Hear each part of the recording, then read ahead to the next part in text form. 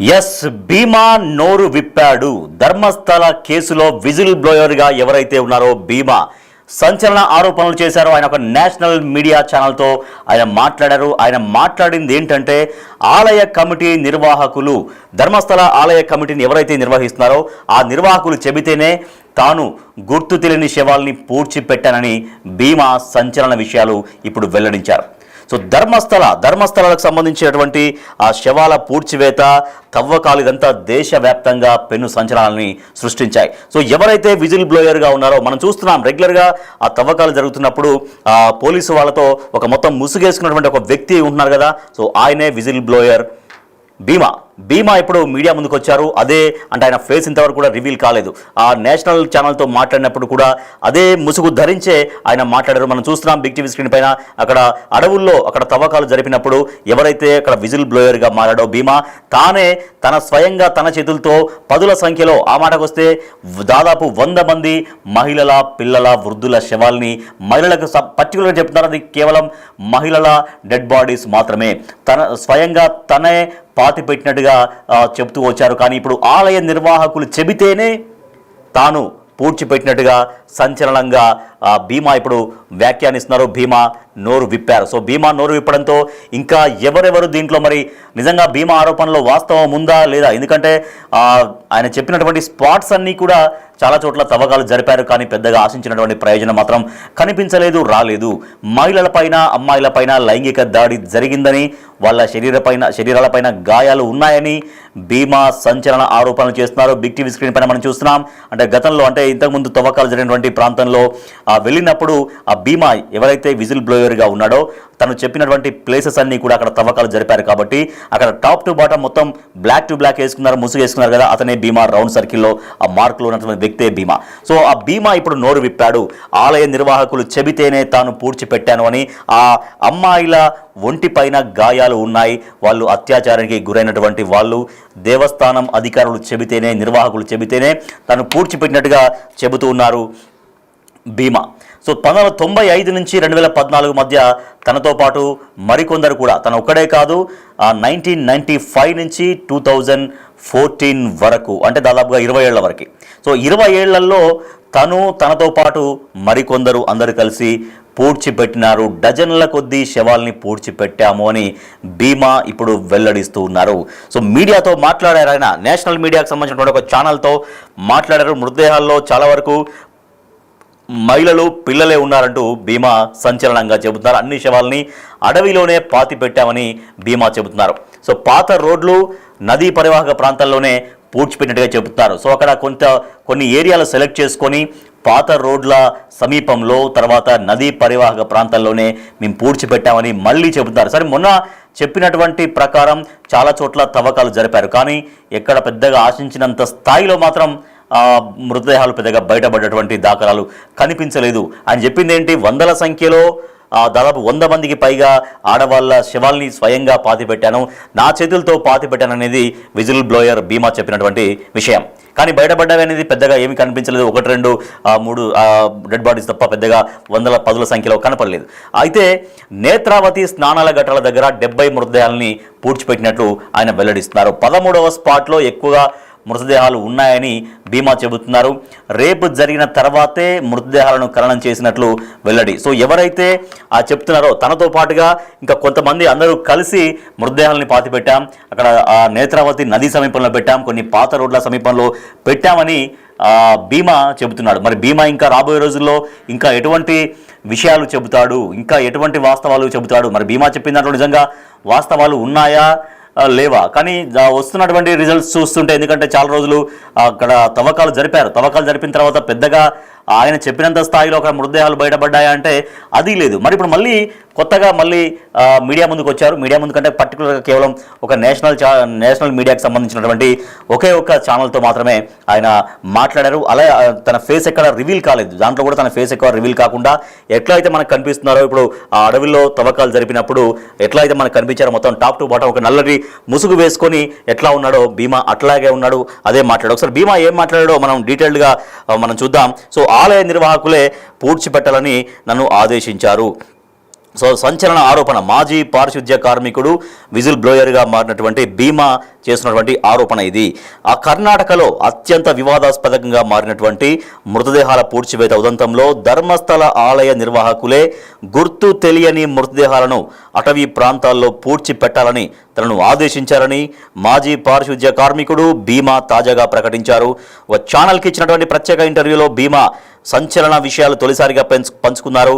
తాను తనతో పాటుగా మరికొందరు కలిసి డజన్ల కొద్దీ మృతదేహాలను 1995 నుంచి 2014 దాకా అంటే దాదాపుగా 20 ఏళ్ల మధ్య కాలంలో అటవీ ప్రాంతాల్లో వేరు చోట్ల పూడ్చిపెట్టాం.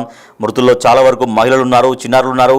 ఆనాడు పారిశుద్ధ్య కార్మికుడిగా పనిచేశా. అయితే మృతదేహాలను పూడ్చి పెట్టాలని స్థానిక ప్రభుత్వ యంత్రాంగం నుంచి కానీ గ్రామ పంచాయతీ అధికారులు కానీ ఆదేశించలేదు. కేవలం ధర్మస్థల ఆలయ సమాచార కేంద్రం నిర్వాహకులు అధికారులే తమకు ఈ ఆదేశాలు ఇచ్చారని, ఏ ఒక్క మృతదేహాన్ని కూడా శ్మశాన వాటికలో ఖననం చేయలేదు, అన్నింటినీ అడవిలోనే పాతిపెట్టాం, పాత రోడ్లు నదీ పరివాహక ప్రాంతాల్లో పూడ్చిపెట్టాం, బాహుబలి కొండల్లో ఒక మహిళను పూడ్చిపెట్టామని చెబుతున్నారు.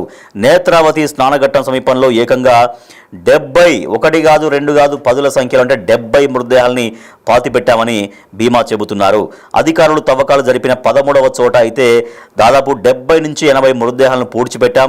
కొన్నిసార్లు పూడ్చేటప్పుడు స్థానికులు మమ్మల్ని గమనించారు, కానీ ఎవరు మాకు అడ్డు చెప్పలేదు అంటూ విజిల్ బ్లోయర్గా మారినటువంటి భీమా చెబుతున్నాడు. సో మృతదేహాలను చూస్తే హింసకు గురైనట్టుగా, లైంగిక వేధింపులకు గురైనట్టుగా చాలా స్పష్టంగా తెలుస్తోంది. మృతదేహాలపైన గాయాలైనటువంటి గుర్తులు ఉండేవి. హింసించి చంపేశారు అనేది తనకు అర్థమైనట్టుగా చెబుతున్నారు. కానీ వాస్తవంగా లైంగిక వేధింపులు జరిగాయో లేదో వైద్య నిపుణులే చెప్పగలరు అనేది తనది ఆరోపణ. అయితే ఆరోపణ కావచ్చు, కానీ నిజంగా లైంగిక వేధింపులు జరిగాయా లేదనేది వైద్య నిపుణులు మాత్రమే చెప్పగలరు అని కూడా భీమా చెబుతున్నారు. చిన్నారులు మొదలు వృద్ధుల దాకా అన్ని వయసుల వాళ్ళ మృతదేహాలను పూడ్చిపెట్టాం. 100 మృతదేహాల్లో దాదాపు 90 దాకా మహిళలవే ఉన్నాయి. అడవిలో వర్షాల కారణంగా నేల జనరల్గా కోతకు గురవుతూ ఉంటుంది.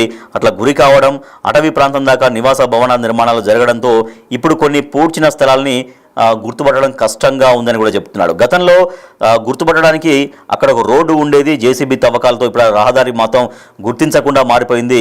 ఇప్పుడు ఎగ్జాక్ట్గా ఎక్కడ మేము పూడ్చిపెట్టామో పెద్దగా గుర్తుపట్టని పరిస్థితిలో అంతా మారిపోయింది అనేది భీమా చెబుతున్నారు. గతంలో కొన్ని చోట్ల చెట్లు తక్కువగా ఉండేవి, ఇప్పుడు చెట్లు బాగా పెరిగిపోయినాయి, ఆ ప్రాంతం గుర్తుపట్టలేనట్టుగా మారిందనేది భీమా చెబుతున్న మాటలు. మరి భీమా చెప్పేటి నిజమేనా కాదా అంటూ అంటే కేవలం మొత్తం ఒక అటెన్షన్ డ్రా చేయడం కోసమే కొన్ని వ్యాఖ్యానాలు వినిపిస్తున్నాయి.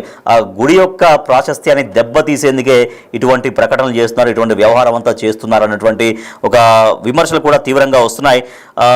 అయితే ప్రత్యేక దర్యాప్తు బృందం సిట్ విచారణను తాను పూర్తిగా నమ్ముతున్నా అంటూ భీమా చెబుతున్నారు. కానీ సిట్ అధికారులు తాను చెప్పేది పెద్దగా విశ్వసించట్లేరని కూడా ఆయన వాపోతున్నారు. వాళ్ళ దర్యాప్తు ధోరణి చూస్తుంటే తనకు విసుగు వస్తోంది. తనకు గుర్తున్నంత వరకు ఆయా చోట్లను చూపిస్తున్నా సిట్ అధికారులు పైపైన తవ్వేసి ఏమీ దొరకట్లేదు అంటూ తనని బదనాం చేస్తున్నారు, తన నమ్మకాన్ని పోగొడుతున్నారనేది ఆయన చెబుతున్న మాట. గుర్తుపట్టలేనంతగా మారిన ఆయా ప్రాంతాల్లో మరింత విస్తృతంగా తవ్వకాలు జరిపితే ఆధారాలు లభిస్తాయి. 13వ నెంబర్ స్పాట్ సహా కనీసం మరో 4-5 చోట్ల తవ్వాల్సిందే.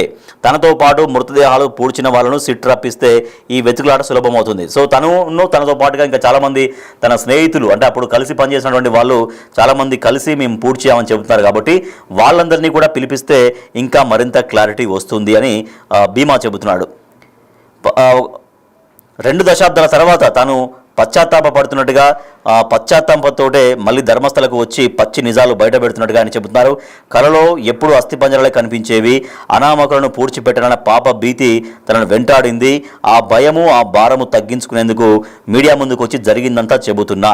పూడ్చిన కళేబరాల్ని ఇకనైనా గౌరవప్రదంగా మర్యాదపూర్వకంగా అంతిమ సంస్కారాలు జరగాలని ఆశిస్తున్నా. ధర్మస్థల ఆలయ పరువును మంటగలపడం నా ఉద్దేశం కానే కాదు. నేను ఎక్కడికి పారిపోవాల్సిన అవసరం లేదు. పూడ్చిన ప్రాంతాల గుర్తింపును పరికల్పనకు సహాయపడతా, తర్వాత నా స్వస్థలానికి వెళ్ళిపోతా. ఇది భీమా చెబుతున్నటువంటి మాటలు. ఆ మృతదేహాలపై ఉండే బంగారు ఆభరణాలను దొంగతనం చేశానన్న ఆరోపణలో నిజం లేదు. బంగారమే దోచేస్తే ఇన్నాళ్ళు పారిశుధ్య కార్మికుడిగా బతికిడ్చాల్సిన అగత్యం ఎందుకు? నేను అలాంటి తప్పుడు పనులు చేయను, నేను హిందువును, అందులోనూ ఎస్సీ కులస్తుని అంటూ భీమా చెబుతున్నారు. సో తన చేతులతో స్వయంగా 70-80 మృతదేహాలని పూడ్చిపెట్టాను, కొన్నింటిని నేలలో చాలా లోతుగా పూడ్చిపెట్టామని చెబుతున్నారు, మరికొన్నింటిని కొండల మీద పాతి పెట్టామని చెప్పారు ఆయన. ఆలయ ఇన్ఫర్మేషన్ సెంటర్ యాజమాన్యం సూచించినటువంటి ప్రాంతాల్లో మాత్రమే శవాల్ని పూడ్చిపెట్టాం. ఆలయం వాళ్ళు ఎక్కడ పూడ్చిపెట్టామంటే అక్కడే పూడ్చిపెట్టాం. ఆలయం మేనేజర్ ఎప్పుడు నన్ను నేరుగా కలవలేదు, రూమ్ బాయ్ ద్వారా ఆదేశాలు అందేవి, వాటిని మేము అమలు చేసేవాళ్ళం. మేము పూడ్చిన ప్రాంతాల్లోనే భవన నిర్మాణాలు జరిగాయి, అందుకే సిట్ తవ్వకాలు జరిపిన చోట్ల మృతదేహాల ఆనవాలు లభించట్లేవేమో, పట్టపగలే మృతదేహాల్ని పూడ్చామంటూ భీమా ఘంటాపదంగా చెబుతున్నారు. సో ఇది సిట్ అధికారులు చేస్తున్నటువంటి ఎంక్వైరీ ఏదైతే ఉందో దానిపైన పెద్దగా నమ్మకాన్ని చూపించట్లేరు భీమా. తను క్లియర్గా చెప్తున్నారు, అనేక చోట్ల పదుల సంఖ్యలో మృతదేహాలని పూడ్చిపెట్టాము. తను ఒక్కడే కాదు, తనతో పాటుగా తన మిత్రులు ఎవరైతే ఉంటారో ఒక 5-6 కలిసి ఆ మృతదేహాలని పూడ్చిపెట్టాము. ఇప్పుడు అంటే ఒకప్పుడు ఎప్పుడో జరిగిన మృతదేహాలు అంటే దాదాపు 20 ఏళ్ళుగా 20 ఏళ్ళకి పైగా అయింది కాబట్టి అక్కడ చాలా వరకు రోడ్స్ వచ్చాయి, కొన్ని చోట్ల భవన నిర్మాణాలు వెలిసాయి. దాంతో అక్కడ ఎగ్జాక్ట్గా స్పాట్ని కొద్దిగా గుర్తించలేకపోతున్నాము. వాళ్ళు ఏదో సిట్ అధికారులు పైన తవ్వేసేసి అక్కడ ఏమీ దొరకట్లేవని చెప్పడం మాత్రం కరెక్ట్ కాదు. దీన్ని ఖచ్చితంగా లోతుగా దీనిపైన సిట్టు దృష్టి సారించాల్సిందే.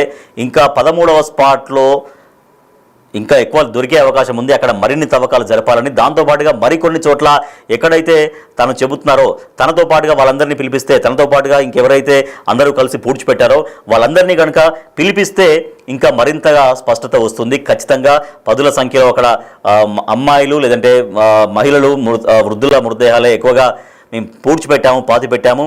తద్వారా తవ్వకాలు జరిపితే వాస్తవాలు పూర్తిగా బయటకు వస్తాయంటూ భీమా సంచలన ఆరోపణలు చేస్తున్నారు. సో మరి ఇప్పుడు భీమా చేసినటువంటి ఈ ఆరోపణల తర్వాత సిట్టు మళ్ళీ ఎట్లా రియాక్ట్ అవుతుంది? మరి మళ్ళీ చెప్పినట్టుగా మరో ప్రాంతంలో మళ్ళీ సోదాలు చేస్తారా, తవ్వకాలు జరుపుతారా లేదా భీమా ఆరోపణలు ఉట్టిగా కేవలం ధర్మస్థల యొక్క ఆలయ ప్రతిష్టని, అక్కడ ప్రాశస్త్యాన్ని దెబ్బతీయడం కోసం మాత్రమే ఈ రకంగా చేస్తున్నారనేటువంటి విమర్శలు ఇంకా మరింతగా పెరుగుతాయా చూడాలి.